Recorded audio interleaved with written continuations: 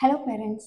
நீங்கள் உங்கள் குழந்தை பிறந்ததுலேருந்தே இந்த ஏஜில் இதை பண்ணணும், இந்த ஏஜில் இப்படி இருக்கணும்னு நினைக்கிறதுக்கு குழந்தைங்களோட பிரெயின் டெவலப்மெண்ட் ஒன்றும் ரேஸ் கிடையாது.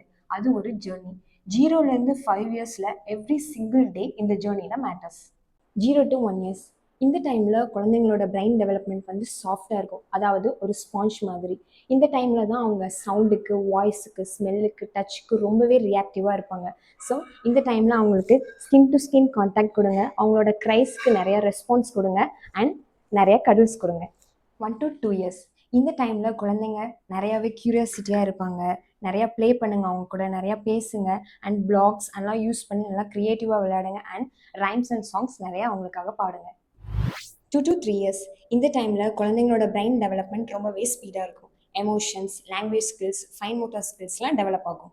இதுதான் கரெக்டான time to teach a children to scribble with crayons and give choices. இந்த கலரா so that they can be a good leaders.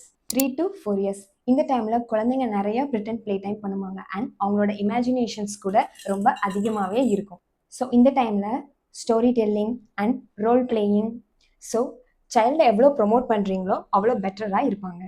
4 to 5 years இந்த டைமில் நீங்கள் லிசன் பண்ணியே டயர்டாயிருவீங்க. ஏன்னா அவங்க அவ்வளோ கொஷின்ஸ் கேட்பாங்க. ஸோ பொறுமையாக இருங்க, ஓப்பன் எண்டட் கான்வர்சேஷன் வச்சுக்கோங்க, let them lead the conversation.